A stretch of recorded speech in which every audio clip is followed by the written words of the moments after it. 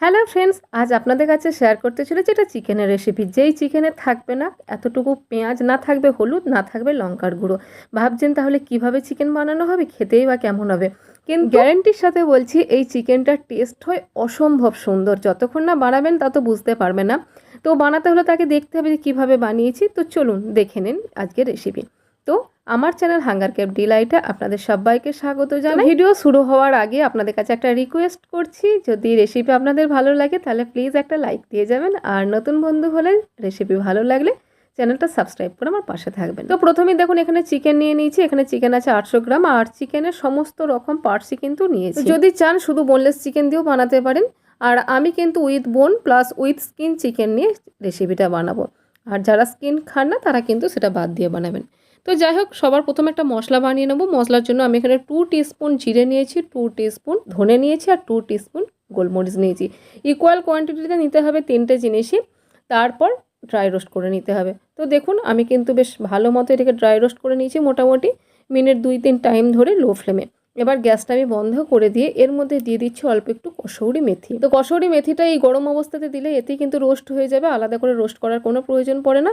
তারপর দেখুন মশলাটা একটু রুম টেম্পারেচারে আসতে আমি কিন্তু এটা মিক্সার জারে নিয়ে নিচ্ছি, আর এটা একটা পাউডার বানিয়ে নিয়েছি। যতটা সম্ভব ফাইন করা যায় ততটা ফাইন করে একটা বোলের মধ্যে ট্রান্সফার করে নিয়েছি। এবার এর মধ্যে মিশিয়ে নেব একটু গরম মশলা। আমার কাছে হোমমেড গরম মশলা আছে, আমি 1 টিস্পুন হোমমেড গরম মশলার মধ্যে দিয়ে দিলাম। আপনাদের কাছে যদি হোমমেড না থাকে তাহলে রেডিমেড দিয়ে দেবেন। তো যাই হোক, দেখুন মশলাটা রেডি করে আর এদিকে আমি তেল গরম বসিয়ে দিয়েছি। এখানে তেল নিয়েছি প্রায় হাফ কাপ মতো, আর তার মধ্যে দিয়ে দিয়েছি বেশ কয়েকটা চেরা কাঁচা লঙ্কা। কাঁচা লঙ্কাটা অবশ্যই চির লাগিয়ে দেবেন, নাহলে কিন্তু প্রচুর ফাটবে আর নিচের দিকে ছিটিয়ে আসবে। তো আমি দেখুন লঙ্কাটা খুব ভালো মতো করে ফ্রাই করে নিয়েছি। এবার লঙ্কাটা তুলে নেব। আর এই কাঁচা লঙ্কাটা ফ্রাই করার জন্য এই অয়েলটার মধ্যে এত সুন্দর একটা ফ্লেভার যাবে যে যেটা খাওয়ার সময় বুঝতে পারবেন যে টেস্টটা ভীষণ সুন্দর লাগছে।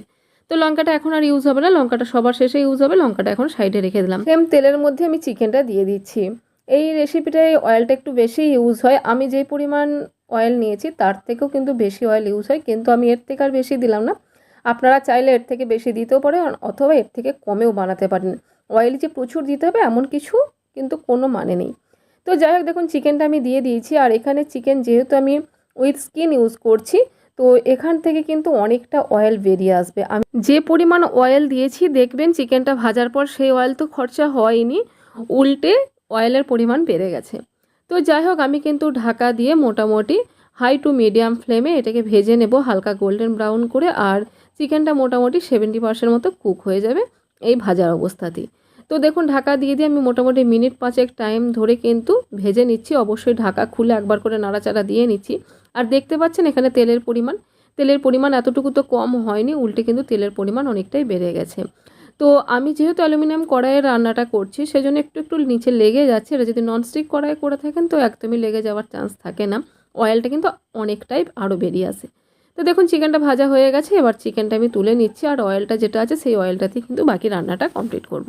এবার এই অয়েলের মধ্যে আমি দিয়ে দিচ্ছি আদা রসুনের পেস্ট 2 টেবিল স্পুন, আর দিয়ে খুব ভালো করে কিন্তু মশলাটা কষিয়ে নেব। তো দেখুন মশলাটা কিন্তু খুব ভালো মতো ভেজে নিয়েছি। এবার এর মধ্যে অ্যাড করব টমেটো। এই রান্নাটায় একটা জিনিস খুব বেশি পরিমাণে যেটা ইউজ হবে সেটা হচ্ছে টমেটো, কারণ এই রেসিপিটাতে মেন ইনগ্রিডিয়েন্টসই বলতে পারেন চিকেন আর টমেটো। তো এখানে আমি 250 গ্রাম টমেটো নিয়ে নিয়েছি, আর 800 গ্রাম চিকেনের জন্য 250 থেকে 300 গ্রাম মতো টমেটো কিন্তু ইউজ হবে। টমেটোটা আমি ছোটো ছোটো করে কুচিয়ে নিয়েছি যাতে তাড়াতাড়ি টমেটোটা গলে যায়। আর এবার এর মধ্যে দিয়ে দিলাম পরিমাণ মতো লবণ, মানে চিকেনটা যতটুকু লবণের প্রয়োজন ততটা লবণ আমি এখানে পুরোটা ইউজ করে নিলাম। আর এবার ঢাকা দিয়ে টমেটোটা ততক্ষণ কুক করব যতক্ষণ না কিন্তু টমেটোটা পুরোপুরি নরম হয়ে যায়। তো দেখুন টমেটোটা বেশ ভালো মতো নরম হয়ে গেছে। একবার খুন্তি দিয়ে খুব ভালো করে নাড়াচাড়া দিয়ে নিচ্ছি, এতে কী হবে টমেটোটা কিন্তু পুরোপুরি মিশে যাবে অয়েলের সাথে। তো দেখুন ভালো করে মিশিয়ে নিয়েছি। এবার এর মধ্যে আমি অ্যাড করে দিচ্ছি যে চিকেনটা ভেজে রেখেছিলাম আগেই, আর তার সাথে চিকেনটা থেকে যে জুসটা বের হবে সেটা কিন্তু দিতে একদমই ভুলবেন না, কারণ এটা থেকেই কিন্তু ফ্লেভারটা আসে। তো খুব ভালো করে এবার চিকেনটা মিশিয়ে নিচ্ছি টমেটোর সাথে, আর টমেটোর যে জুস তাতেই কিন্তু চিকেনটা এবার বাকিটা সেদ্ধ হবে। তো দেখুন দেখতে পাচ্ছেন অনেকটা জলও কিন্তু বের হয়েছে। এবার চাপা দিয়ে এটাকে রান্না করব লো ফ্লেমে। তো তার আগে কি করছি দেখুন, যে মশলাটা বানিয়ে রেখেছিলাম সেই মশলাটা আমি দিয়ে দিলাম। এখানে 3 টেবিল স্পুন মতো আমি মশলাটা অ্যাড করলাম, আর কিছুটা রয়ে যাচ্ছে যেটা আমি রেখে দেবো। আদার্স যে কোনো রান্নায় কিন্তু দিয়ে দিতে পারবেন। তো দেখুন খুব ভালো করে আমি মশলাটা এবার মিশিয়ে নিচ্ছি, আর এবার ঢাকা দিয়ে লো ফ্লেমে মোটামুটি 7 থেকে 10 মিনিট কুক করব। আর অবশ্যই কিন্তু মাঝে মাঝে একবার করে নাড়াচাড়া দিয়ে দেবেন, না হলে কিন্তু নিচে লেগে যাওয়ার চান্স আছে। আর যেহেতু আমি আবার অ্যালুমিনিয়ামের কড়াই ইউজ করছি।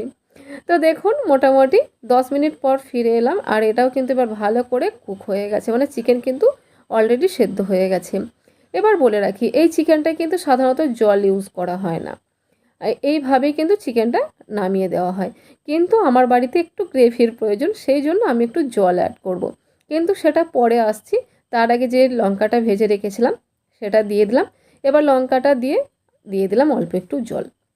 এই জলটা কিন্তু পরে না চিকেনটাতে, আমি বলেছি আমি নিজস্ব গ্রেভি বানানোর জন্য কিন্তু এই জলটা দিয়েছি। আপনারা চাইলে দিতে পারেন, না হলে কিন্তু ওই অবস্থায় ওটা নামিয়ে নিতে পারেন, কারণ চিকেন কিন্তু সেদ্ধ হয়ে গেছে আর মশলাও কিন্তু অলরেডি কুক হয়ে গেছে। তো জল যদি দিতে না চান তাহলে আর একটা ইনগ্রিডিয়েন্টস অ্যাড করতে হবে। আমি যেহেতু জল দিয়েছি তাই একটু ফুটিয়ে নিলাম। এবার অ্যাড করব সেই ইনগ্রিডিয়েন্টসটা, সেটা হচ্ছে লেবুর রস।